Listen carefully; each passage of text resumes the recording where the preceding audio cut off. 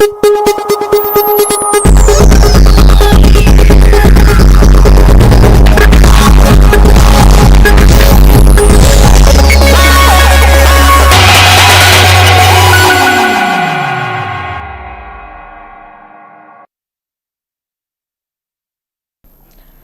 मुखरुमजरी north east window TV की dialogue ता meeting ताबीरिबा पुनों पुतनाम नोंगजरी ngasi के थमजरीबा डायलॉग की topic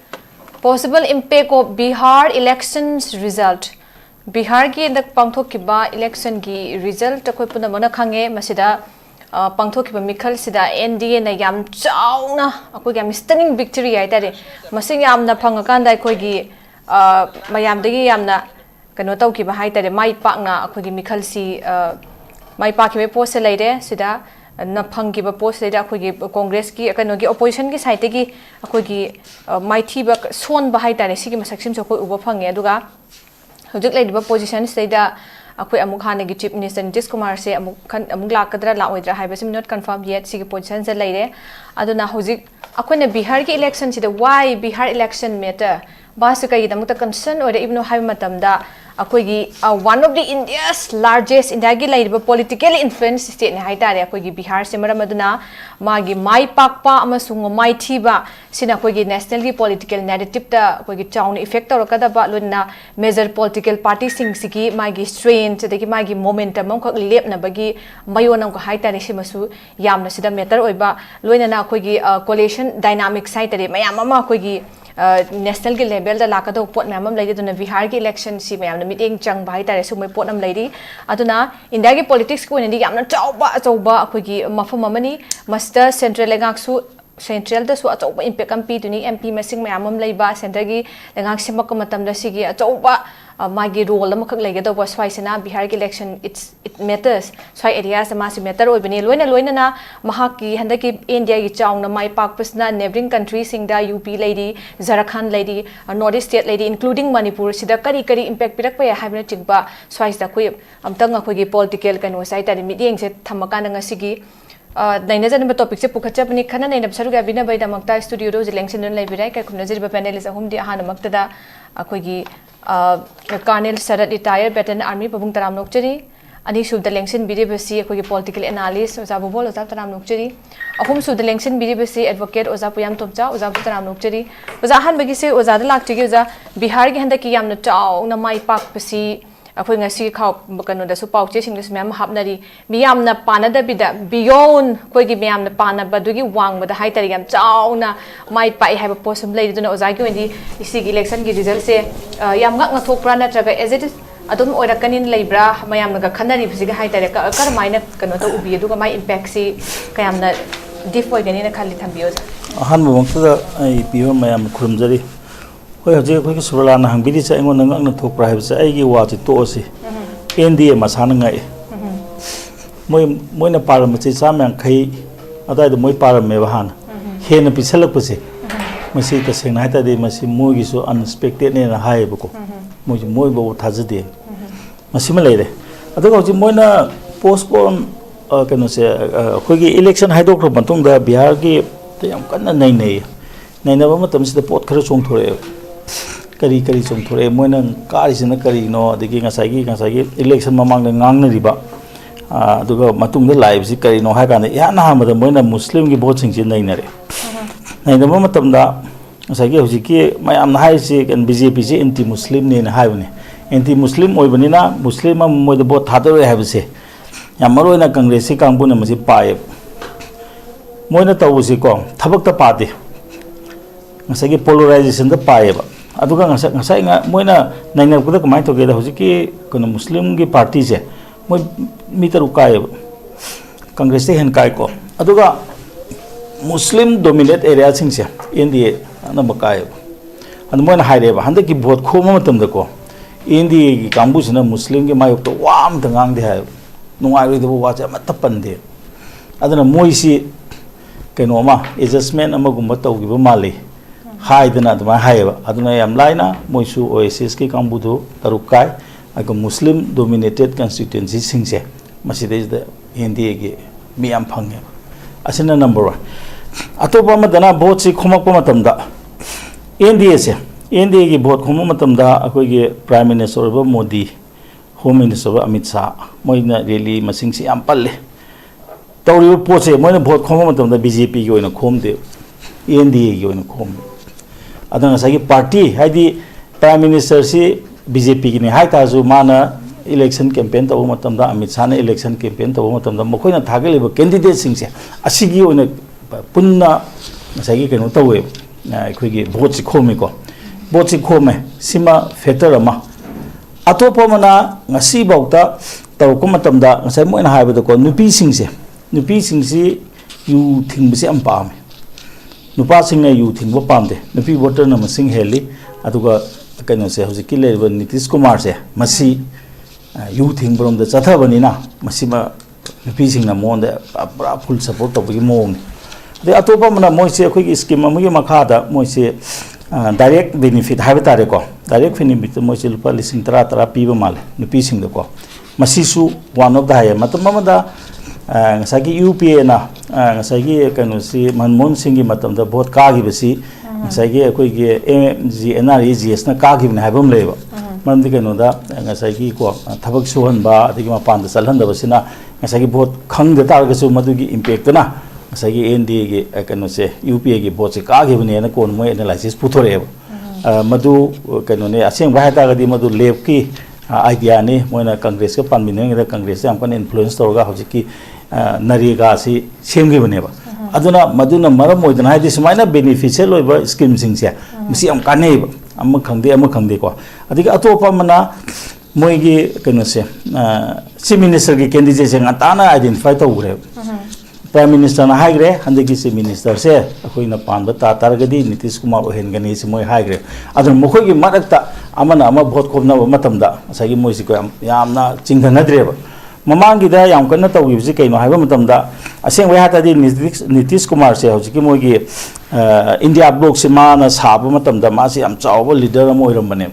ma si leading role mani mana toklei ji kaino haiba matamda mana India bloc sema matamda ma je Prime Minister candidate thambiyo haibane that means bloc am sem target madugi leader khanbiyo haibane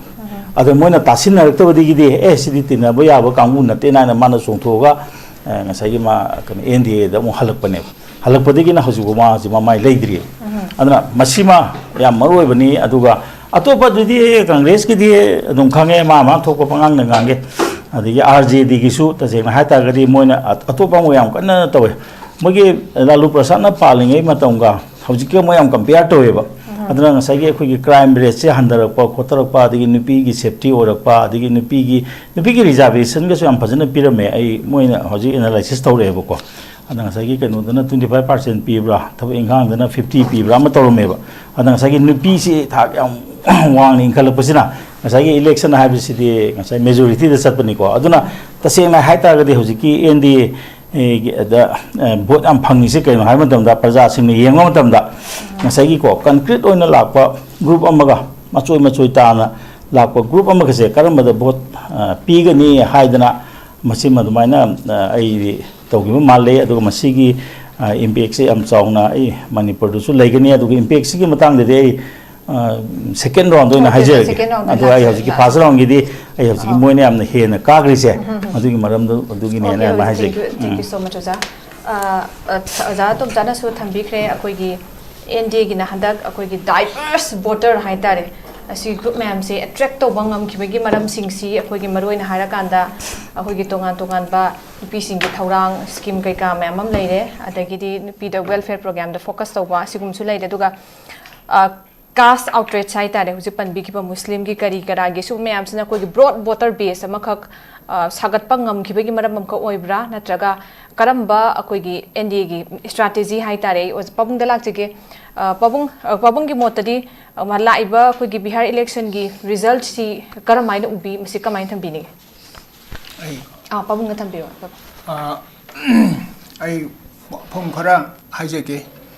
hantak Bihar da pangthok ki ba election ji bu karam makhal ki election ona i halam first question hangjari masi scheme tawri basi lupa lising tara kapa manipur da lebe Bihari ta lupa lising tara kapa ye bako all over India da Bihari khudimang tu ordi moina kano to lupa lising tara ka adu degi plus train da in terms of lakhs the train mayam chu hole hai adu degi Bihar ba sia khoi na khangdana lere thaina ma mangai de hona most corrupted state Bihar ba se example ne ba Bihar se adu ki mate corrupt poi ba state ma ne ba adu ka makhoi gi wari se khoi na detail akhoi manipur manam da akhoi phajana khangde da Bihar manam da ki jaru bote thoina kana de so mu khale ai wakan da ti Bihar ni manipur ni Bihar ki election ne manipur impact lakne si Bihar da scheme mayamam le su manipur da scheme mayam ne su adu de si difference lai hai ba manipur da scheme tawri si di moi masa phamnai ba khari kana na ba maran mathum paisa na ba ngak ne ba ko akhoi si to honest wara pukjen chang corruption jaw da kind of thaba mata pam thopu leiti samjama da moi free connection gas ne ga pi bu du lupa lising ohum mari dum changi tu ni adu su wanom ne ba ko manipur to ri ba sidi scheme sidi moi phamnai ba gi moi masing khai munang na manga tara sumaina even constable lo du su moi manga pi ri du ni scheme gi to se ba manipur sida in haji gi prithvi gi apa puna mu gi roi pam je manipur ni aduna Bihar election da EVM season du ni ko aduna yam chawo masidi openly akoina food poll ragging to dia habi wa dani Bihar election city election nati nampu chapu da Bihar se kadradi BJP government tu doi ne ba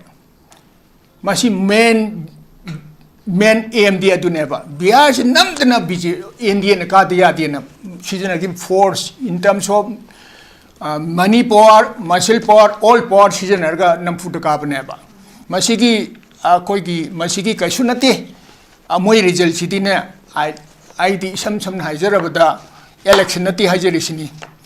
Atupa wafam mana chief election observer sing poked in terms of crores low in itaje bako moi sidi da totally akoi sidi money ne paisa sine torga paja mi khudimuk sidlai rega maduma sidi manipur di akhoi manipur su hana di ke chana bala kuni na manipur se Bihar ga kaisu corruption da no less they are no less aduna yam kana hajaning de masigi mami se hoji Bihar akhoi manipur wari baje Bihar da wari Bihar par jaga su wati manipur ja wai akhoi ne Bihar ki election sina manipur de impact laibam ti akhoi se khudam am hairwada akhoi maitai civilization je 20,000 years ki mamang de leram civilization ne ai ngarang pa thingna je ba ko ngasi maitai ki civilization je loina mul letana masi muli ba si India ga tin robodi muli ba ne ba ko India te khaidok sai bo nati ai na haije ba di phatta ba gi ma tawdi ta mo si hai bo ni ta akhoi ki han leram custom tradition mayam ipai pu na thami ba ni ti ne phajagar ba du ti ngang ne sat ka tam ne ba aina Thaina mamai BJP hai bi Brahmina Jamindari party ne ba masidi BJP government asidi party asidi lair bagi government nati hai ba moina industrialist India gi 100 industrialists in terms thousands crore di man wipe up to bank moina khura le sakhi me ando wipe up to adu India gi lau ba mana lupa lam lo di moi singmangam da na suicide to mayam sidi si government si Bihar BJP government si lair by government nati si ina khorbi government ne si BJP Manipur de su ri chini India gi mafung guding tu ri chini mokho yam na nungai ya phaba kanogi ne ba aduga moina Hindu ni kari ni na atu wafam haje ne China de ne religion ga politics ga nobody discuss masi subject ani singang ba yati ba moi di China go malam de development the when focus to ba aduna ai Bihar gi election di yam sang na hajara roi election nati ai wakan dati ko paisana loi nampu chapu de toraga by all means sijanaraga masi election si result si phangna ba tawni me sida paisana manipulate tawre paisa yele train de mi masing hadir pusala EVM machine sijanare ko EVM machine si da loi na manipulate toraga result si puto ko ne magic figure si di Pukian sang na puto po natin. Masina Bihar election si sumain total di India si mutkani masih aja ke. India mutkani apa? Wafam jahaja losin je ke. Okay, pabung nujik tham bide koi ki Bihar ki election se masih ki proses se thawong ki jatha batana di India si koi ki mutkani habani and amarom da introductory I note so if highlight to ki betu Bihar se India gi am chawba politically influential state hai tare adu mama khakni Bihar ki election ni da koi gi Indian politics ki amna chawba mafam mama khak lai ribani sidai da magi maithi ba amasung mai pak pa ani sinai factor rakadaba akoi gi maram mayam am khak lairi maduna su akoi gi matter webin su lairi adu da kadi hairi ba su am chaw kraba asum election MP masing yam lab state sida koi gi corruption haraba aduga money power muscle power force toroga sijanaba magic number se tarang na seng na phangbana taba asum manam phu shapu gi election mandaba adu election ni habe wafam se pabung thambire ai oza bol dam lak tige oza ahan round gi oina ani subada koi impact kai ka nai na bagi tanjar logje gi oza gi oina di ahan bagi meeting da handagi Bihar gi election gi result masi gi pot si muna sin na strategy na traka tongan ba focus me ama akoi za tomcha na su panbi gi oza gi oina di punna yenga kanda ka main thambi ni result se kai meeting me ora adum yamna maru ba nainabam to topic amane have tare the respected panelists ani su adum asum bo phumjing thamgre ko duga hojiki Bihar gi posi adum mamang su adum hainari koi amna popular ba tamu lakri ni masti Biharization of elections ka adi amal koi mani India gi elections sida karingba mawong ta da ba natraga na te sa da ba thuoga di madu Bihar election manjale kaina hai bagi kanu bo yo ba haina 80s 90s gi matam cha ji angak pa phangna masai gi kanu hetta boot capture gi oiro mihat mipun oiro di violence big thanna thoki bagi wari nga ta ne ba Bihar gi election da kun la is the hari ba election si the 2025 asi da NDA the maroina group ahumni ko apina sum yeng ji NDA di kanu gi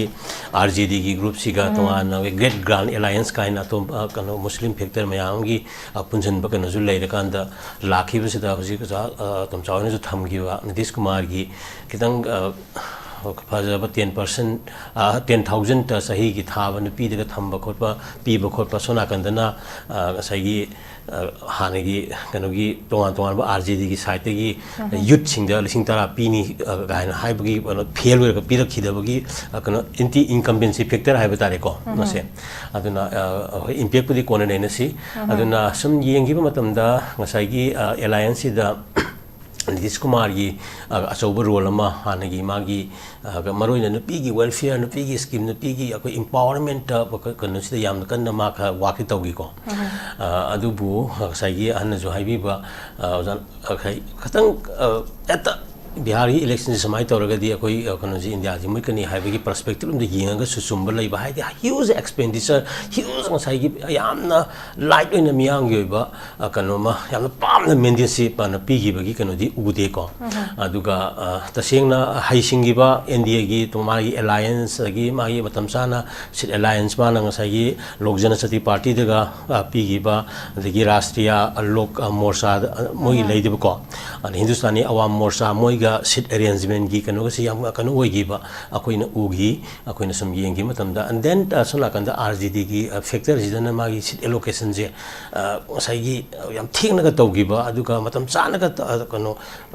settle to hauda bagi mami se ta gi ba hanta ki moi gi kanu sida akoi gi moi gi alliance ba sit arrangement taw bujida ko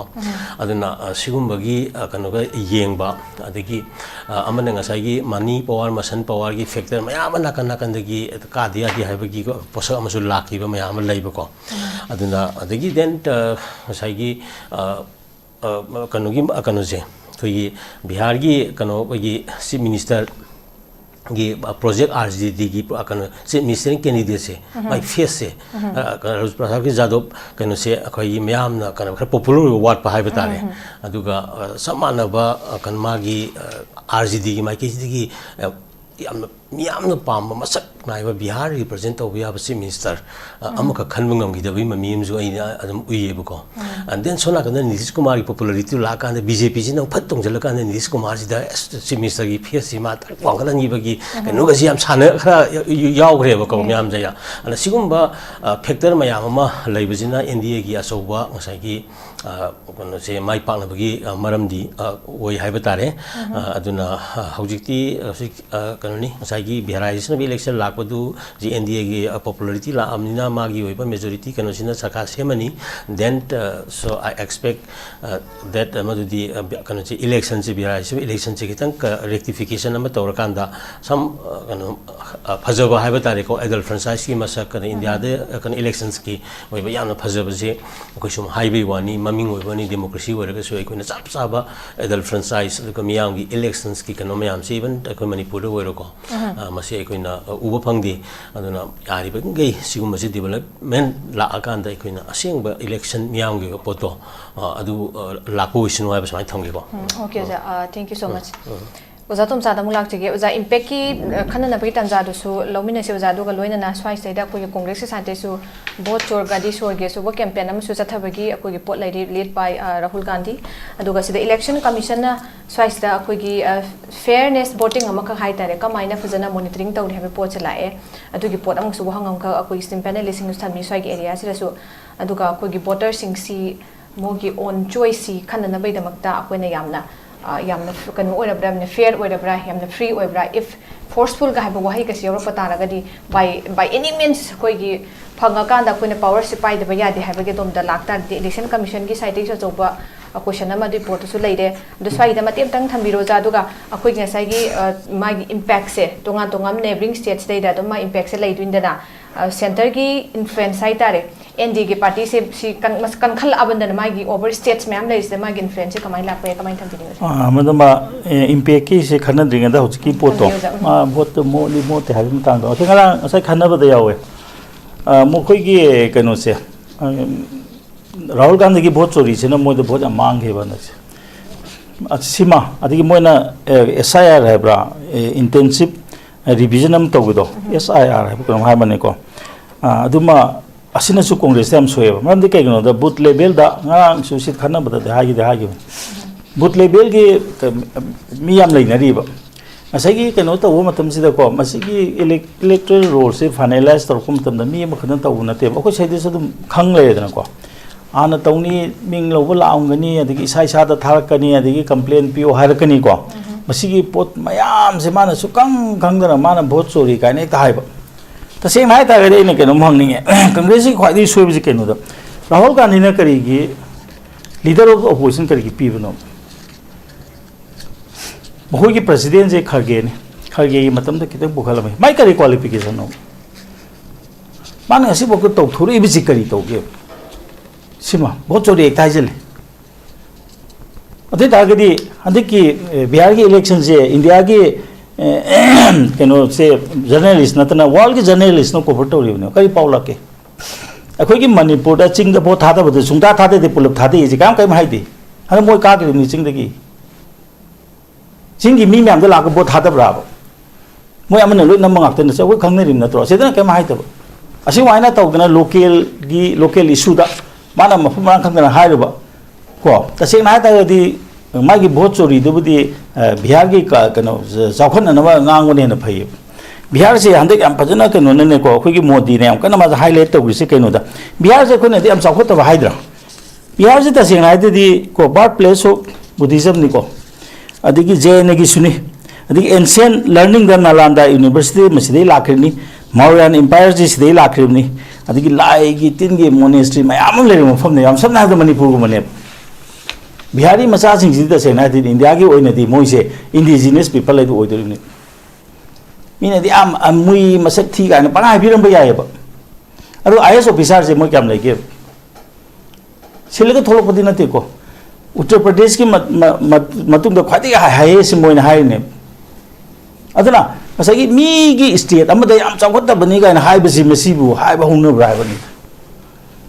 असे हाइबि यादब वामने मी Bihari ma'am तार करी हाइदिनो बिहारी ने थप बिहारी से थप कनगरब मी अमनी ने कन जाति अमनी ने any where the Saqib the कनो न पालिंग द लालू प्रसन्न पालिंग न फागी तोदी आइदि पंजाब ने चलो बिहार ओइलर मेना कर्नाटक ने चलो बिहार ओइलर मेना मन दे Bihari is everywhere in India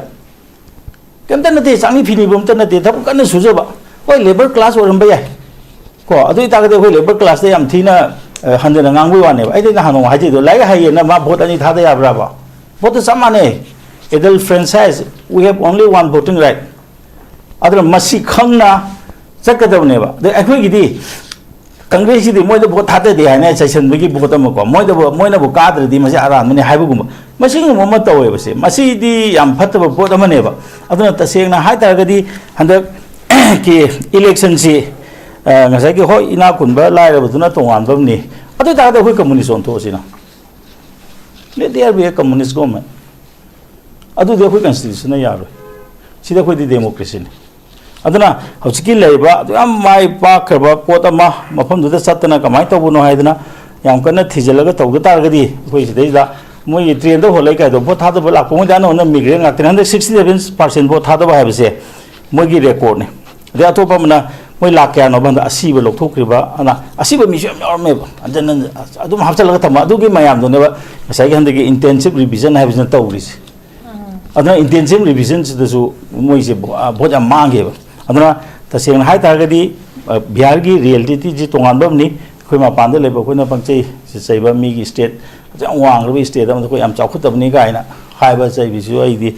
khoi mi te moi na khoi gi manipur ma sa moi na ma si se ning de nam di kanu khoi da mi na chai ra ga dam thin chai ka ne khale khoi thabuk suning de bani am ngai ba pa mani adana mu ma pan di la ga thabuk loi ma pan di la kwa ma ta na manipur da thabuk phang dai ba leite khoi manipur ma sa na thabuk phang de na ma kok ta ma ko ha bo ne ma pa di pisa lo ro yu tho ngau dun lei bi wani ma ban dei la ko jam noi thabuk su jan ni paisa pai gi ta la sakhin asim le re adu mana likely impact se kenam haji ge BJP kari party na jan je khanga mane moi Bihar da moi haji ko as Bihar election da moi tu da re Nitish Kumar so ore adu na di khoi gi NDA se sahi manga pa na pa loi ka moi kari do hole no ha bani da thabak do hot pi wa thabak ta akoi na ta thabak ne he na phaje moi Congress government pa ma miam leina mi Karnataka gi minister saurai di vote chori ha ba da khoi kem tau de si noi panga ngang noi na vote chori de am ngang ka di Karnataka gi Congress na kari di vote chori de ka bo iro sai gi wa sing ngang ni ngang oi khang de pangang de ngang bo ma tawe ba mo khoi masen India block masen ni Kerala si ko CPIM na pali bani Congress na sei ba ngami ni phatti na election matam aduga sina si oge suno ai mingon sai bi sem noi te sai jaro aduga hoje akhoi gi sigi likely impact se coalition gi kyam kana ge se khoi anda khange Bihar da aduna di Manipur da mase Ospol alliance tawum thok tabra NDA gi poche NDA oina tawum to adu ta di NDA gi partner or bising se sidasu sagi ko vote mamang da khoi sit yena da khona da punna lemina bagi question nam se lakadra India block su hande ki matang duna impact oidana cd khoi gi divided house di am phatte na haidana aina hanung su haije gi dune hande moi MP gi election campaign ta wo matam da Congress gi flag tang season ne CPI gi flag season bi de adu CPI gi vote la ka mi hen di moi season ne ba kana ho na ba adu masi gu masi ne ba coalition dharma da ka bam lai se aduna hande Bihar da moi coalition na moi na punna vote khomi ne amato ne sami ne praja gi thaja bu su moi de le number 1 admai to gna Manipur gi de khana ba ya ba khana ra ga karak ma chen do ko na tina ba du di kam nung sinani nung sinabam thok te ba du di ko ma ya ching ba yang ne ba natna aduna number 1 impact da ekoi smai to gna coalition gi kana ba ji khang mani na yar ga di coalition to bu sima phai ha bam khali adige atopa mana ngasai gi ko local politics ta tong ra puni na hojik amna akoi se hoji popular government ama thambiyo habiki demand si am leina toy mo ne sem nam phonari ne tawri ko adu ko ne am kan na yeng adu se hojik Manipur gi immediate ko akoi gi vote am kan effect to bo ya ga do posi kari no haiba matam da handiki land handiki irang sine handiki irang sida mo irang hobo pami ba Manipur thugai ba pami sigi demand am leba moina khalli ba handiki mana leader already yaro haiba me leba phare yadrasinu anuba ama khangera kana ogege asagi anuba government sigi lusinggadri mi se masidi adigi yamna ko higai tori ba kangbu duna khalakpani habigi mami se ek ugurga di ko si tu ne mathang election da kam to bokta roi masi mo yam section ba phai aduna masi hauji akhoi gi Manipur gi le kenu gi government gi leader se mukoi Manipur thugai ba pami ba moi mari mangana khandori bra natragana majority of mi na khange dori bra masi masi khangna BJP su khong thang phai adu khangno da tar ga di ko maji manipur da ngasai oja kaino na hai bada ai kitang ya ning bam di le ba ma su hojik pudi politician on re ma su academy oidre ko mana hai mi si akoi gi Bihar gi vote ye ngo moi tu do ne hai me ada hojik na mu yam bajana hai re Bihar gi vote ko mana de manipur da IDP le te ko te ka hai re yam no hai bo da ne si su ko si su ma su reality khange ba o election vote CDC oi bo re election CDC oi bo re do aduna hojik akoi na hojik am ka ne yeng ga de se makoi su makoi na ka ga de ba kendra se MP do di punna thadi gi ne phare moi na ka ga de ba kendra se tampa ki kendra di ka de ne hojik tampa ki mi kun manga da handau hai ni ching da kun thang piu hai ni natra masi oi tar gi di kari impact no la ka de se number 1 aduna handak ki popular government la ko matam da oi ge de leader se leader of the ruling party se kamaina khan bano hai bi process se am lui moina si or ga di yaroi ka hai ba si or ga di yani ka hai ba du ta di ko pane am phadu su ko si di pegen chu se moina tawre adu khoi praja na moi reject tawne hai ba matam da moi ngana kham gu de adu na ba ji impact ai bo si ne Bihar gi impact BJP ma pangan yam le se man le re ko BJP kuina pangan ne se man le re Manipur se center da pam da go mena Manipur da pan da targadi Manipur kyam wa ha loi Congress ki matam da loi na Congress olaga Congress pa ni ngak tani Congress na kanu gi BJP gi matam da mate ka mo pam da pere ha gi pal ne ba okay wa da ko aduna ai gi impact te ai aduni aduna handi ki khan ba matam sida yam lui aduga kanu sing si su akhoi gi ngasai ngarang han ama la mi dra ngarang la me mai secretary la me yam phare ma taisin na ba loi chat le ko wari saba yam tari adu tau do taisin na ba se ngasai gi mi gi pressure da chat pa gi mong ma man ba tholok pa ta tar ga di will be a very bad thing for NDA gi da mara thank you so much Ozagi impact ki tham bi yes we all know that akoina khangba akoi gi pattern fact khai tare ma kak over the last 20-30 years akoi gi BJP gi elections data tungan ba koi different mode political parties sing degi leiraga so koina notable allegation and scandals memam hai tare bot koi gi voter fraud manipulation in kan Bihar da ma'am to bagi koina jum leikre huji jana pan pi ki ba SIR gi pot chu leiri mamang ga sumai pot scandal siti to koina ignore to ya da pot amakha ki dum oiri but sinna nakalam da thamakan huji bot se yamna koi gi chauna mai pa kan impact se lak char kan ai pabung da lak chaning phaseja pabung sigi matang gi da hujik NDA gi achauba mai pak pa ma Bihar da leira bandana masina masida NDA gi kan khala ipa ma pangal hai tare sina tungan ba leira state sing maroi na hujik khoi gi Manipur da la asi Manipur da masigi center gi influence se kya ma pan kan khalak pa yai kan khat halak pa yai oja tum chana ju thambi ki rojana akhoi gi yamna akhoi gi kano si BJP sima pangan kan na matam sanga leigani hai BJP gi position in Manipur kamani impact pirak pa yan thambi ning pabong ai wa ma hije ke India da state kuntra le ri da BJP ki government di state tara ha state kundine nan BJP ni masi akhoi na khangsi akhoi Manipur gumba center da pan ba kano party da khumba principal legislative ba maitai jati nate atopati example le mai jege na Tamil Nadu in 1963 degi 1963 degi ne ngasi bau da Congress BJP chang mangam de 1963 degi Narendra Modi sat babuk da magi yapur de mafam chapta ma helicopter chale ba ko aduna akhoi da ngasi soiri ba se Bihar ki election jina Manipur da om por kane na te ba akhoi di sagi principal leje da ba aina lasing guma tera guma koi pai pa nuksin hum jati ne ba khoi di aina Bihar da kasu allegation ka tobulati Bihar very hard working but same time they very corrupt hai bi wani ai Bihar da thanim aduga akhoi na Bihar ki hante ki election je sab chan khange ati isa maksin salaga praja da hangada ba la ra praja sing da moi de district manga tru sala kan da madu da verify to ngam ne ba ko akhoi sit panga ngam de akhoi na khara social media da khara taroga aina hajabadi Bihar na Bihani Manipur na Manipur ni akhoi Manipur da hoji thoi ba problems chai ni makhai sidai da akhoi ki isagi awana sidai praja gi awana di khangbi da na election da si election da ngang ba si ju amrom da it is time wasting for the people for everyone akhoi ngang jeri ba akhoi ki ju mat mangi bani amrom da akhoi ki isagi problem is solve to ngam de ba मीगी मरम द खोइना थिजन लेरे बको माने सुमाइन तोग्रे मणिपुर द ngasi bau debu chai ani makai the religion the leriba akoina hanjan hanjan national hydrosi masi bihar do di agadra ba bihar ki praja ga manipur ja yam tin ke nei adu di aina dum chai an mapane le ju ujarai aduna akoina pangangang ba yati haji ai wam haji australia de ne aina sum ta je bani ko australia the vote to bu de ne moi box sama thame ye moi di yot ki kari ka mu chadi cartoon box pension ne khole hai pension na मादुदा सेमटोक सेतुब कारी तोब EVM machine का मोल लेते अदु चाखोट पर लमदे दि चाखोट पर की थबक तोबनी चाखोट पर लमदे दि चाखोट पर थबक तोबनी अदुना अखोई सी स्टिल अखोई इंडिया दु ओइरिबा मणिपुर रिबा से चाखोली हायरो चाखोते हायरो चाखोते हारदि साउरकनी चाखोले मियो बे थागलगा हरावबनी को अदुना मी चाखोट चाखोट अमेरिका रे तोगद्र सुमा इलेक्शन से अमेरिका तोरिबा अमेरिका डेमोक्रेसी मणिपुर इंडिया सु डेमोक्रेसी निना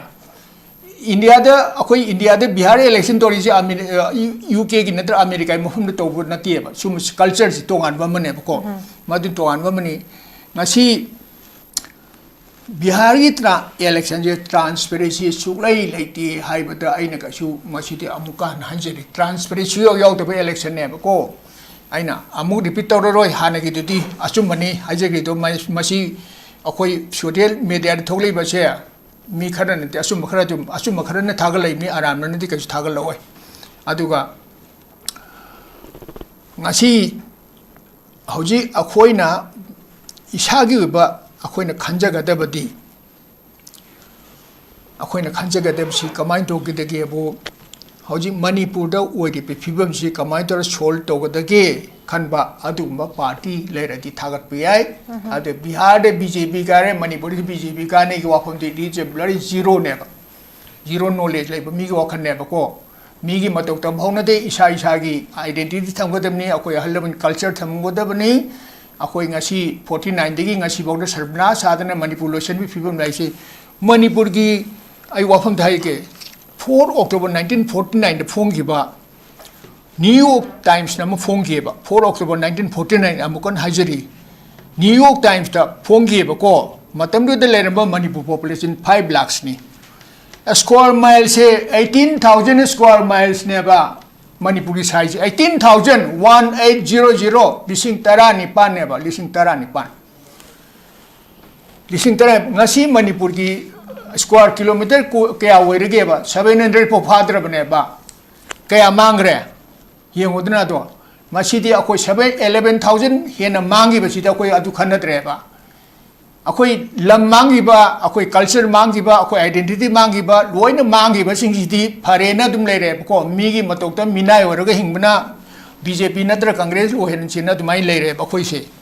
इसागी आइडेंटिटी मांगीबा अखोय बु करिंगा nganningai करी लेरिगी हैबा अदुना आइना हाजेबदि सिनी अखोय खुदिंग मंगना वाखन मुन खंदसी अखोय प्रजासी ngamkhoi खतन वारी बनी ngasi सु वारी बनी अदुना वाबसी हंजन हंजन हाइबगी हाइजररोय अखोयनि फ्यूचर जनरेशन की आंगांग सिंगसे कमाय दंग लहेउने वाखन जे खंदसी अदुगा प्रजा सिंगसु वाखन खंदबियो बिहार द इलेक्शन बीजेपी न काखरे न मणिपुर की बीजेपी कामुन थाबल गदि चोंबिरकनु को मसी मचोय हाइजगे बिहार की मिना नुंगाइ जबनी मणिपुर प्रजाति कसी नुंगाइ निंगाइ कसी नुंगाइ लेते को मसिरेदा से बिहार की इलेक्शन कारे न मोइ सिरेदा के कक्तन खोतना कनो कारण तुरन तोरपुदि मणिपुर प्रजाति थमो सोकनी हाइबो वाफम से थमजगे वाफम से हाइजलुशन जगे ओके पाबुंग खोइगी थोइदोंना बिहार की अखोइगी कारिबा big victory sai tare NDS ki chawngna mai pak pasim angna koina mas asa tawningai oiba khode se hen expect tawba amasung ngata akhoi isagi oiba hai tare akhoi manga tara kan hoji issues me amam leiri maroina akhoi gi IDPC isu me amam leiri amna focal point hai tare irang asige big concern me amam leiri sigumba sing sijo tuna akhoi gi isagi oiba the hen na koi meeting thamaning ba leiri ba issues me am jiklam da mase thoi besin hen concentrate tawhaning bagi apamba aduga thoidokna Bihar da ada sumaina akhoi gi power si strengthen oiri hara kanda madugi impact to thodonga leiroi da bagi wafam do dum thambi babung ai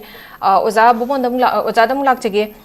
oza kamain thambi ningi oza gi oina disigi mapangan kan khalakpa hai tare India gi sigi influence na center da BJP gi kano gi akoi state da BJP gi position je huzik BJP Manipur da akoi BJP gi politics sai tare sida command impact pirak pe ana thambiding uza SURBALA kanone impact si ngasi ki topic ta yang kan da hoi manipur gi specifically han ba yai ko when ani thok na dan yang ba yai kan India as a whole maside kamai pirak pa ba den aduna ai khara common laura topic sem ran kali and particularly manipur da kari wei ke sine adu national level da magi mapang kan bagi position amati magi marak ta fair or unfair gi apun tok thok kan da ko election ki results the based on kan da Bihar gi deciding factor where kan da NDA da so bushap ama piri ha bisim di chume and then machine atop the impact pirakani have this sume manipur some impact khara legani adubu impact legadu isi ekoinda masai gi amagi BJP da thawai lupcha ba haiba tare BJP gi candidature or reversing legislature and then some active workers कार्यकर्ताs ko impact khara leini khali but manipur as a whole ekoni yengu matamda masigi Bihar gi elections sina manipur gi elections da ekona hoji pogi di ekona karimata masi mami taroi haiba maramdi ekoi hoji leiri basi ekoi elections ki hoiba mami sunga ta then labor majority pairiba akoi kana humpu gi manung da contracted pairiba sina sarkar semgam da bagi wari lairibani May 3 dagi ekoi yamna tragic situation nama da miyam ji hingalibani IDP sing kari hujik pangiriba SURBALA gi issues mayam jo then ekoi na so when we just examined the very say trends of elections se 1952 gi India gi lakha matam da manipur gi fate se kari goi hai base ekoni yeng kan da maybe say Congress led or BJP led government oizeraga so ani makta ikoi da manipur gi miyam da di masi gi oi kana base phangbagi mahut hen awaba oi ko aikoi na aduna sai merger gi matung da lakpa pot asi da ikoi adum kano ji irabur gi matam di 50s gi matam gi red card tor ga pen da bagi wapam makum haurga lakra bani aduga 60s gi matam da gi ikoi yau lakwa haugra bani then 70s gi matam da gi ikoi kulai पाबी movement को 78 की लाखीदना मुक्नबा मयाम लाखसिंग्रबनी अदुना अखोगी हारिबा मयाम सिंग असिदा अमु आपस्वा थमजलकपगी ते पोता थमजलकपगी अंदगिन ती Qatada थमजलकपगी असिगी मयाम की history experience ने बा कोइदा तौरी मयाम से लौथोकीबा को अदु अनलॉफुल प्रिवेंशन एक्टिविटीज एक को तुन 11 10 उजा नहेना खंगबिरी समाय तौदना सिगी एक्सपीरियंस मयाम सिदगी मेरा पाबी थोलकरिबनी देन 75 जा कोइ निसाबंदी यहु थोलकरिबनी निसा की हाइदि अनकंट्रोल अनचेक मयाम मंग याम जे हाई सिंग से आइन पुसलकबगी मरमदी लाइब सांगलब ट्रेंस द इलेक्शंस नै कोइ करि कान के तौदा यादबगी को ममी की नॉमिनल ओइबे इलेक्शंस कतंगी ओइना तौबल तौरी हाइबदुगी प्रमाण दुनी आइना लाइब से असिदि द याम committed political leadership and what is politics and the elections to the legislature and their roles to play for the society for the upbringing society ga haiba sida masi yam kupsina yenguraga di ekoidam kan laite adun hoisu adum hainari sine ekona center na paiba ma akoi sida lehendraga di ekoi chara heni sini haibada ekoi hoji committed oiraga leiba status amada leiriga se it should be examine ekoi yenga matam ni ko ekoi ni अखोई resource मैम लेरिबा खोलिबा जिम मसी कनो तबल ngam do ko to मैम लेबसिना देन समजलागा मसिना सांग तंग सांगनो चखरे हौजिक अखोइना MLA कुंथ्रागा तरेट फौ लेना सरकार से मंगम दबा रिस्क लोनिंग दबा को सी मैम अमा कनो सी सिचुएशन अमदा कमाइना कनो अखोइना इलेक्शन दा करी इम्पैक्ट लाकपा हाइबसे इलेक्शन दा मणिपुर दा इलेक्शन पांगथो ओकांदा 2027 इलेक्शन लेरेदना को मसी पांगथोपदा मसी इम्पैक्ट से लौगे हाइ तारगदी होय फेब्रुवारी 23 दा लोइरिबा अखोइगी सेकेंड फेज गे PR कनो एक्सटेंशन लेरिबसे मसी किसी मरक से सेमगा पॉपुलर गवर्नमेंट अमा थक पोर अकांदा मसाई वारोइसिन मयाम अकोइगी pre MP elections and post MP elections अकोइ याम ऑब्जर्वेशन PBI प्री अकोइगी MP इलेक्शंस रिसेंटली पांगथोखिबको सिगी ममांगदा अकोइदी FMR गी मतांगदा वैरो कमिटमेंट मयाम अकोइ हुजिक लेबी NDA सरकार दी अकोइ फंगिएबा ले कनोगी वैरो अकोइ NRC गी मतांग वैरो हाइबा कनो मयाम से होजिक अमत पांगथोक्ति हाइबनिदा देन होजिक पोस्ट MP इलेक्शंस ता होजिक इवन PR लेरि सिवदा अखोइने येंग मतम मागी कमिटमेंट म्याम जे बाय डिसेंबर होल कन हाईवे हांगतोकने हारिमनि IDP जिंगी मागी रिसेटलमेंट तौने हारिबनि सिगी मयाम सिंग सिरुपा मरफु मरिदा खना लेरे को अखोइजे साम पिगदबुता सिगी मयाम सिदा मखोइगी यामना पैथेटिक सिचुएशन को miserable conditions amada ngasagi mayam si hingiba payam si yenga kanda hoisu at any time mogi political demand ama yaroi khangaba poto bolo lotion de haibani da even minister of home affairs ka wari sana kona dana wari sare no territory kana di yaroi haire then rang nahan adum kana BJP general secretary lame then adu kana piro yaroi ma haire yaroi haibagi against the lep muidu control to godu ji manipur aikone to godu ribra na center na to godu ribra haibani sing sigum bagi mayam then mamang da koi adum experience laikre kana sing dana misana paigani akoi sidana kana simpa adi huzik moi saka phom toge hai taragadi sagi koki taraga do sem kotana sat pusalaga sagi harib issue sida then NRC torakanda ahema 51 si matung la kam yang saka khantu aganda hariba kham activities miyang go ba kana ba kharaji NDA has to take up sida hokadone ba si kana ut kadone haibani da si ut karimata utna hojik leiba am dilemma amada leiba hoisu sengda semudra haiba ko agi sengda film ju leiba man hojik leiba PRG na mala temporary management gi muhut long term policy ga semjal lakba asang policy ga torba sei ahumari paiba gi wakhanda ga torga hojik tawthori ba thabok sina koi khange ba khara changdori che ne ede marak sina mu hojik leiba legislature mayam singsina yam thuna February 30 ji manung da kana semhora kan da ma gi oiba kana mayam je Saya yokat na bang saya kalau na balang na hudra anti incumbency factor what RETD is facing today in Bihar will be faced by the BJP legislators in the 2027 elections. Si I predict okay. Si may impact hayo buo ako na so dan lakto ije. Ado na Indian haraw raga sungi ba kholi ba kay tori mayam do. Ado ngasi kano na Sona kanda lalu prasad jadov ni anti incumbency factor weraga masana pa ato mathado ga teja suigi incompetency mayama uthok khoto ko mayama ki hoibo yamna haidi sai even BJP ne johari duna jangan ras kano muthal ji ga ne to orga yamna tang strategic oiba tactical oiba sai da koi kana na han haiba tare pana thambi gi bada hoi election mudi mai pai adubu mudi unfair mayam lakhi haibadudi it's a very questionable. I'm also very doubtful. I must say simdi I check to do yaro heba aduna sigi mayam ji kanda sagi NDA na mai paga Zadov ki team RJD na kana na mai thi poki do RJD gi mai bak to manipur ki BJP na next 2027 da phangoi hainingai leite haise si maybe the positive impact of the Bihar election in Manipur sign thang. Okay sir, thank you. Thank you so much for the prediction hai tare hojik lai riba lainari ba sti kanu situation na yeng dar ge 2027 gi election si jokoi na chawng na hojik ki mawong da lak pa ya ba gi support se leire anai oja tomcha dam lak chaning psoja mamang ga sujan thambi khre khoi hojik ki si election result na khoi gi coalition negotiation ku masum adai dai pe khai dai lak su ya na du su leire duga oja khoi gi popular government sem ba se si gi matang se da popular government se akoi na hojik phau ba kai hainai kan da majority hai tare candidate political kanogi BJP ki majority se lain lain akun ji sem bangam da post se lai ri aduga division of ngasai gi kano koi gi opinion yaman be do khandak su koi gi BL Sharma sambit patra la aga koi gi kuki jo community ki side gi unabri chorchan put moina high bisu han political to khan tausi duga koi gi popular government sem be se moina biganing da gi pot phongdo ko lai maduna moi gi separatist hai tare moi gi demand si gi post se masimak namung swai wai sida popular government simba ngam da bagi swai da nei na ba lai da bra ha be pochima aduna si matang se asigumba ko gi tongan ba political parties me amam lai di political party ko gi national political party aduga independent candidate me am su gi ko gi regional gi lai di sina majority si masi se ko dum prevent to hai ga dra masi gi decision je huju pa ko na fruitful ohen bangam da se kamai thambi ding si kem tan te aina ai ge analysis ta di ko moi tongan ba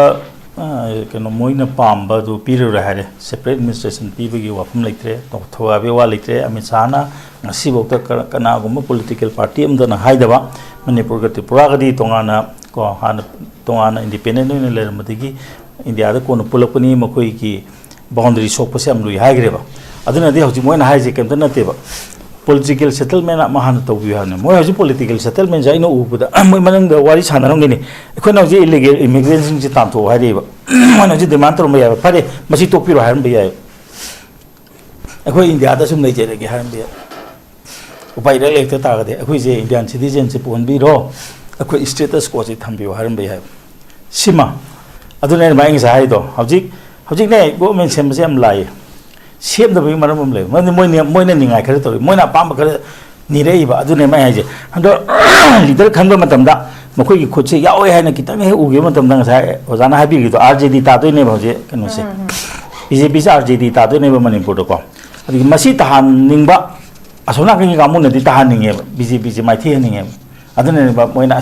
नै मसिंग सरकार नु पुपुल को मन सेमंग हम देखा ना पालाउ the लाउसे थुने semen गे अमन दी की pressure तो पेन गे हाबने हाइदि याम समना हाबदा फादना सेमो हाब नत्तेब नालादा नखोंगी थांगो हाबने पुखी द नखोंगी लुपसलो हाबने मसीदा सिगी पोनेबा अदुनदी पॉलिटिकल सेटलमेंट जे political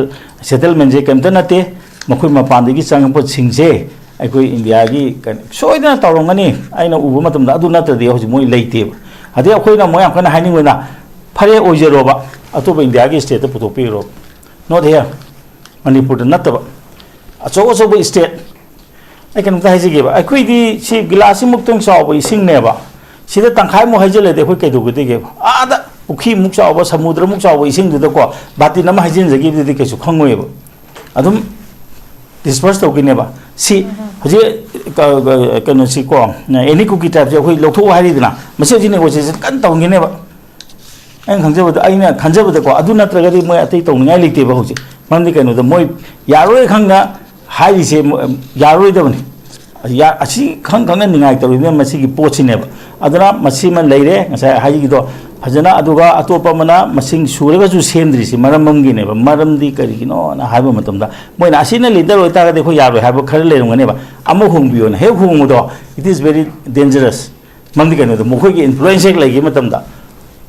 Eh, Adidi Manipur, Simona Palena, Habi Port, Heidi. Nungai nagi drum ni na hoji di pot amak mayam tu loina mu check sala ne adi hoji atopa mana IDP gi su akhona hajabu do aji IDP handa yana na ba hoji kyo women gi da plan khare le ramba ya ba halandoi sakpadi imphal le hela chira na tra imphal valley de le hela adi di am dangerous ne adu ju tok do phai more se aina hanjum hajeri hanjan han ko more check to biro yum sab na ba thang to biro security force hasan biro ko sensitize to biro Josam Putobiro, the Hoji, the highway say, Yamtuna, Quiggy, can say, Sipai, Matic Channel, Lemni, Quiggy, Sagi, Hanjan, Hanjan, Hinagrami, Assam, the Iran, the woman, the Highway Protection Act, Hamagam Line, Hanguina, much casual put not have.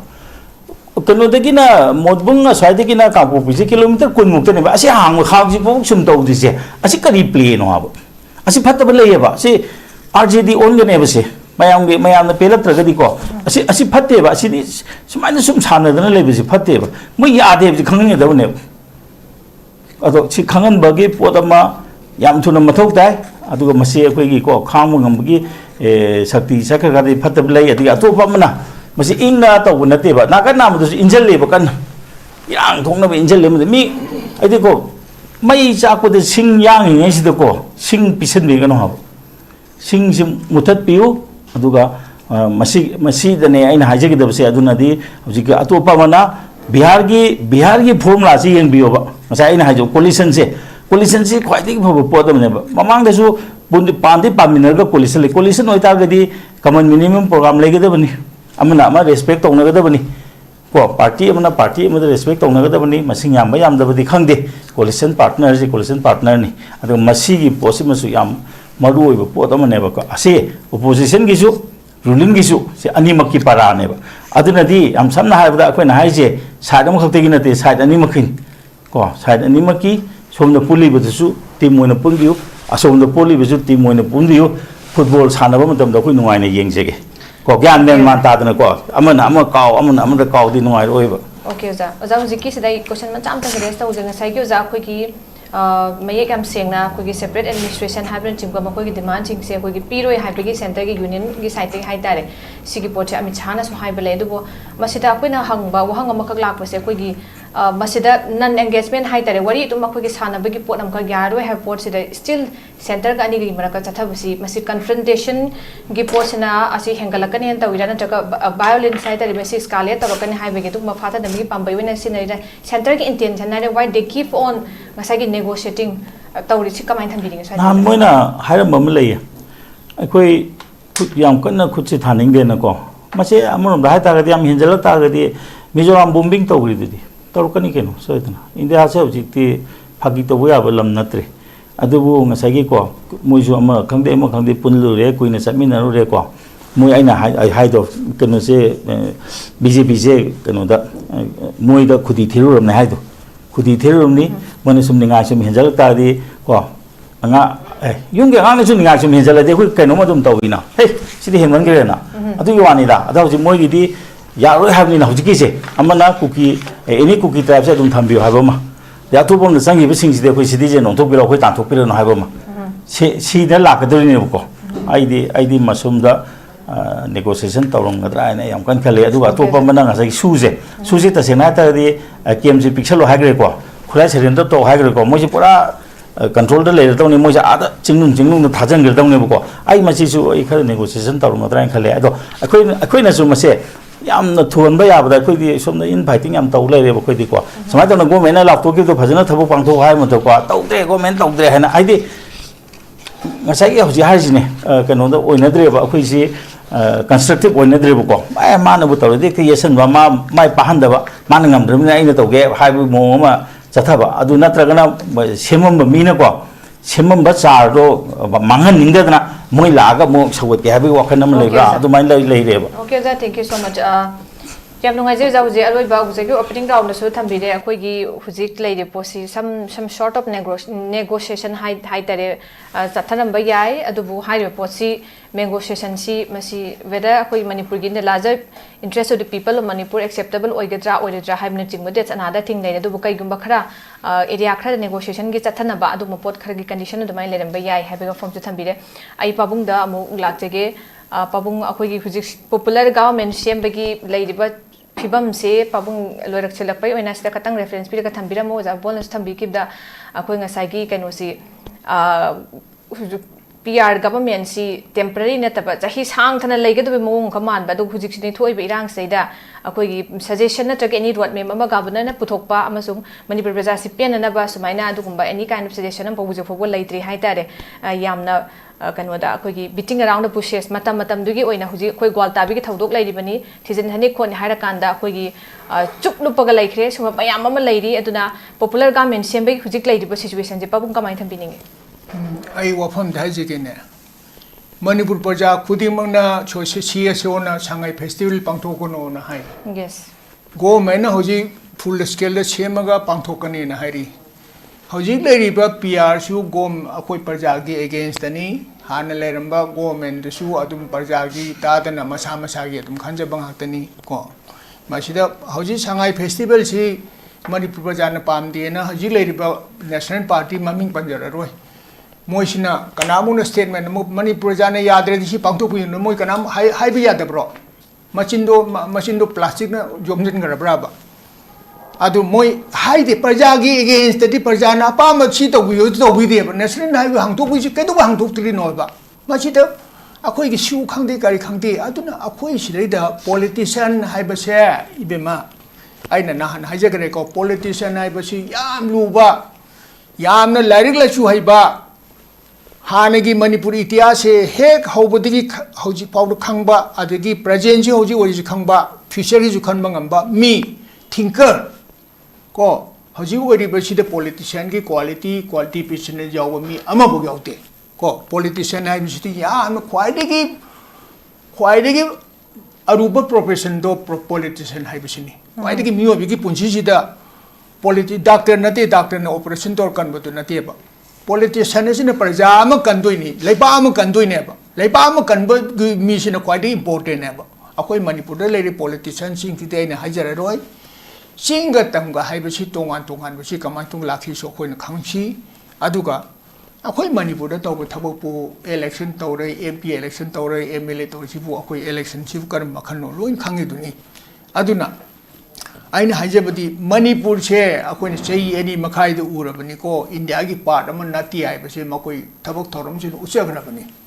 Adu Pulu Rabani, India, Kaitoka, Sumoika, Suyaro, Nasi, Moi high ranking officer, Warisan, Aduni, Aquina, Jum Sumaina Patavasi Pajagi against Tokarati,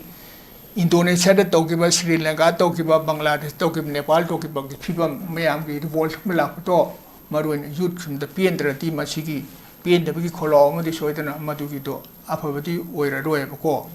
Aduna aina haijabadi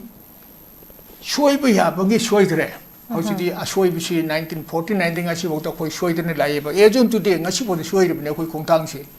soigaba singse commander sumtoke se aina haijabna oigatana te manipur baja khudimar khangatamne masi hojile national party sina asum masi puthokpa ngamroiba moide asoiba khongdang ne sum thang leireba moina uribaduna chumena sum khallereba masire de nakhoi chali basi akhoi praja de smain choi manipur praja se leitraga na makhoi na political party na kadok doino hoji isam jam harabada makhoi priority se soi bani sangai festival tobiganu haraga man namdra togdur si kari kinu haibi wanita adu against the will of the people datro praja gi akhoi sogyam war madur sangai festival bi yemugi mana kumai emu to da maduda kai thoki paisa dura moi yenabira adu to se bako akhoi na isam jam harabada akhoi central government gi mating lawdradi central government na paliba government se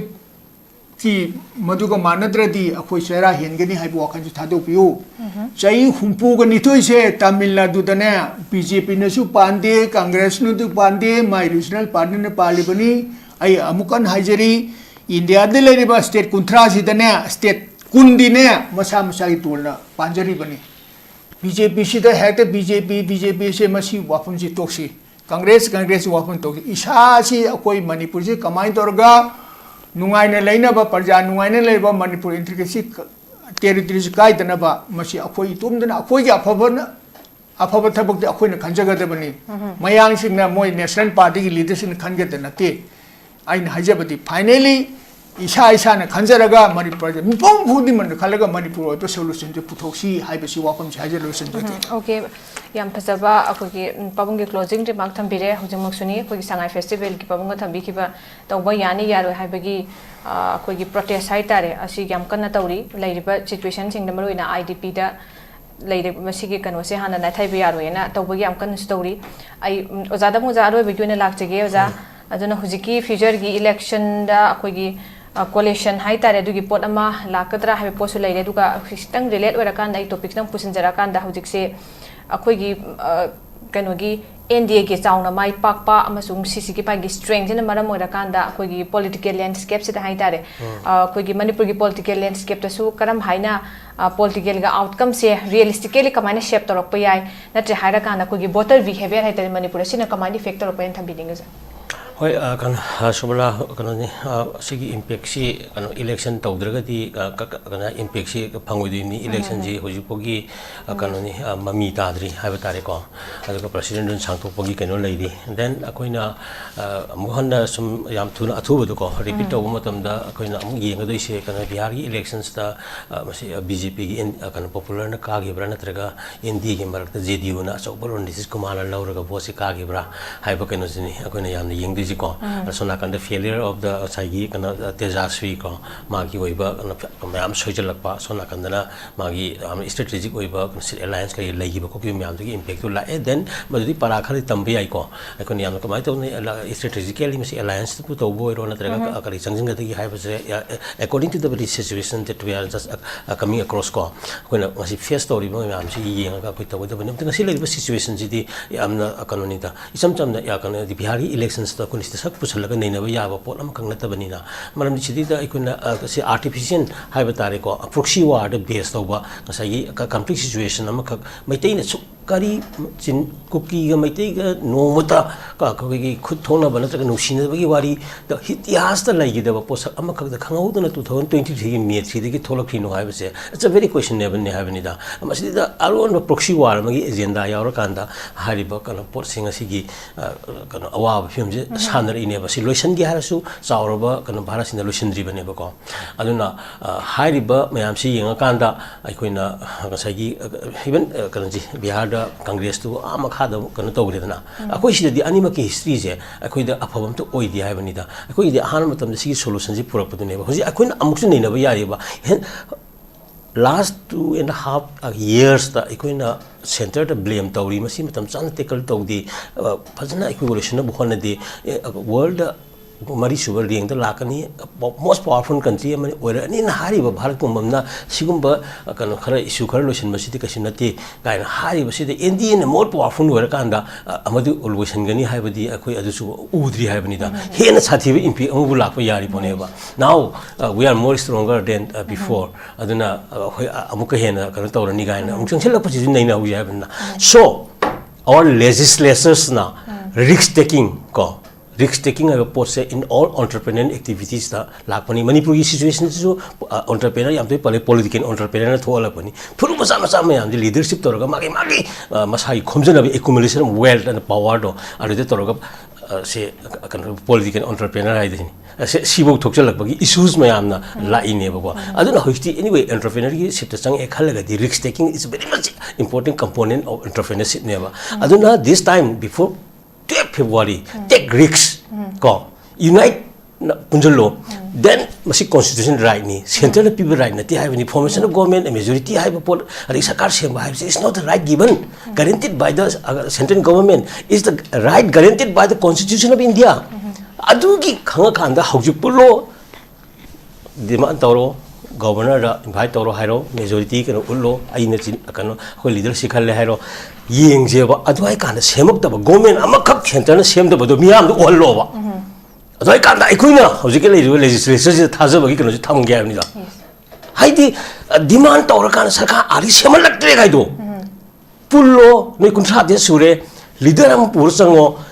sarkar semjarage habe demand tawro yade habe du dang haelo haiba adwai aseng ba ikoi center ga ikoi yana sa da bani habe do adu bok gi risk lawra adu gi goiba commitment khatang du di prajamiyam do ullu sinida accordingly ikoi the voters attitude no will be shown to you si thamge aduna it's very important okay oza khatang mati am tang hujik relate oina oza hujik se election di tawdrim no jan thambi ki election tawrakan da voter behavior amasung kamaina sine sep taw have dum khangane do hujik ki oina popular government sembagi in sigi juncture se lairi badana manipur da popular government am sep mada sigi sina kamani indirectly impact tawra ya hendi thambi di no indirectly hojikti ana vote tawbagi kano leitrabani na sai voter ki behavior di kano ni accordingly voter ki behavior haise akoi gi oriba manipur gi di tongana ma gi unique history ju khangjaga dawni habinda manipur gi pochida akoi na pangtau tawbu yaroiba ate di jammu kashmir da kai tawri article 370 scrap tawre khokre ga har kana manipur di even isam samna harbada surbala akoi jam toina hainariba ai thaiba sa ji bu sa gi magun jingana khonna bada glass ka bahi khaidona ba yabra sinida si khaidong na mangam kan manipur ka ai mapum tagi mase ta ba ju oithok da mapum mase mapum ngi masak lo ngam draga di mapum ju ta ba ya de habni da ai ko gi leiri pot mayam singa si da singa tam ga khaiba na furu kuntra tare kuntra mu le minari mayam je khaidong matam da ai ko ji ora genocide in balkanization bosnia gi kari situation da adam ko yenam paisang gi bai sunga nu ma jensen gi bai jo ko ma hana ko na leirani ba pikhra ba kanu mayam ji da asi interdependency je bi topography gi singa valley ga leinari ba sida kana ising kitang gi adu nam ga thauti thada poi wari lei ba sigu macha macha mayam si ko genocide in pot ne habani da ana sigi issue ga mari le pot la ka na voter behavior ye ko no se akoi huji kan am si power oi habani da masi lo sim digai di masi gi against lai ba hoidar center oi ga am oi adu ma da miyam loi le ba kan ne ba adu masi tekal tolo matung da gi di matam gi matung ina magi kan candidate ki magi kan personality then party politics ki kan du la kan da khule ko doi ne ba ana bihar gi posina kan oi ba impact in hai du ne hena shakti lai grabni na hena ot gi bangan do hena kan no khala ani hai wi kan no do adu ne expect to ge sine da adu yam du yang kan bazar behavior su ne na matam je mamdi election to tawdori ba hai bani 27 ji adugi porpok lairi haibani da okay sir thank you so much thank you very much yam nungai jeuza yam chumi ozan su thambi ki ba so far hojik phawda lairi posi akoi gi lairi ba suspended animation na lairi ba akoi legislator singina punjil le hara kanda mogi yanaba leader am putho kanda mahang leader oibiro habigi claim tawba laitri akoi yam athuba tabdab them ani haibine tingba delhi da chatla sem na ba unaru ba taksinaru ba aduga center na adagi leader makhala agadi makoi yarane haibine tingba sigum bagi port sida dum lai bhai tang ta na moi marakte makhala ga claim to form 004 laitri aduna makoi yamna mating leitabagi area sim ne dum lairi aduna hoje khoi gi bihar gi election sina khoi da phanghanba provide tawba khoi gi analysis dagi haidare yamna voter train ham insight of voter train akoi gi bihar da tawba adagi party ki strategies masna political calculation sida akoi gi yamna kano tawba ya bagi influence trak pa ya factor me amam oi halakpa especially akoi gi directly or indirectly in the near future or hujiki lairiba popular government sem basigi influence da manipur gi context la kana sigi pot sim ju laire aduna mai pak pa natraga mai thiba national gi parties ki political party ki Bihar da mai pak pa masung mai thi basina akoi gi alliance sing semba atakana campaign gi tactics tungala kadaba voter ki perception maroina northeastern state sing lairiba neighboring state sing swai gi matang la su pira kadaba impact ke dumak lairi tuna akoi manipur da su jik lairiba popular government semba sidaida if maybe koi indirectly kar mongda huji ku semna bakana koi git haina rakanda thuk matam na semani kholani myam taw leini impact pirak pa matung pirak ta bai do koi sum yeng batare haidi Bihar gi election loira kana koi naina dana sulak pa forum sima kada su torok pa yabra Bihar gi election su laibani haina si meter oiraga su dumak lak pani duna indirectly kar mani impact piri hai bas duma su koi ngai batari yeng batari so with this note akoi ngasi dialogue ke program si matang ngasi tension jere ngasi gi khana naina basi saruk abiduna mapung fan biki bai kai kumna jebe panelist ahumak pabung sara uja bona mandi uja tomcha bu thagat phongdok chari hayeng sulam da masi thoi ba tongan tongan ba issue sing matang da naina bigi tan jadu akoi gi dialogue ke forum na buduna lakchege miyam sung soi soi da mideng tabiu punong ko mukana khumjari Nurse singidamak achoba opportunity ama buduna lakchari madudi hauzik Malaysia na Indian nurse singi oiba khudong chaba pinabagi damak midyang changlakli VC nursing loiraba chahi ahumdagi tadana experience leiraba miyoi singna khudong chaba asi lobiho khudong chaba adudi thagi oiva salary 1 lakh overtime incentive free accommodation ticketing amasung long term visa asina chingba khudong chaba sing asi fangbigani akapamalo gidamak makada pisariba 7005273217 natraga 7005063196 ta contact tawirau natraga aikhogi office newtv building hata new chakun road ta lengsenbirau Class 12 amasung graduate loiraba mahiro singidamakta Germany da hospital program tamba yabagi khudong chaba pisari hairiba program sing adudi ahanbada accountancy hairiba stream asida tamnabagi damakta commerce background leibaga loinana 60% fangba oigedabani ani subada hotel management hairiba stream asida tamnabagi damakta any stream da 50% fangba oigedabani ahum subada electronic engineering hairiba stream asida tamnabagi damakta physics chemistry maths background leibaga loinana 60% fangba oigedabani mari subada mechatronic engineering hairiba stream asida tamnabagi damakta physics chemistry maths background leibaga loinana 60% fangba oigedabani manga subada construction engineering hairiba stream asida tamnabagi damakta physics chemistry maths background leibaga loinana 60% fangba oigedabani taruk subada automatic mechatronic engineering hairiba stream asida tamnabagi damakta physics chemistry maths background leibaga loinana 60% fangba oigedabani tare subada electrical engineering hairiba stream asida tamnabagi damakta physics chemistry maths background leibaga loinana 60% fangba oigedabani nipan subada medical technician radiology assistant MTRA tamnabagi damakta any stream da 50% fangba oigedabani Mapan subada medical assistant amasung tara subada nursing hariba sing asi tamnabagi damakta 12 natraga graduate loiraba singna apply toba yagani loinana hariba program sing asi tamba mahiroi singna thagi oiva stipend listing 100 dagina 1 lakh phawba chahi ahum phangani loinana 100% job guarantee in Germany da oigani loinana 100% education loan to support tawjagani akupa marol gidamak 7005063196 ta contact tawirau Riyadh ki private hospital ki nurse ki ahangba famsing kauri ahanba round ki interview November ki tang mari da pangthok chagani yamdrabada chahi ama experience leiba oigedabani experience leitaba miyoi singi oinadi recently work toba hozik thabak toba miyoi singna apply toba yagani accommodation amasung transportation khodimak free oijagani maigi thakna basic nursing loiba natragana post basic basic nursing JNM natragana diploma in nursing loiba oigedabani thagi oiba salary listing mautra dagina lakh amaga listing kun phawa oigani akupa marol gidamak 9366230077 natragana 7005273217 da contact tawirau natragana aikoi office Sparkle Educational Service North East Window TV Building Hata New Chekon Road ta lengsenbirau.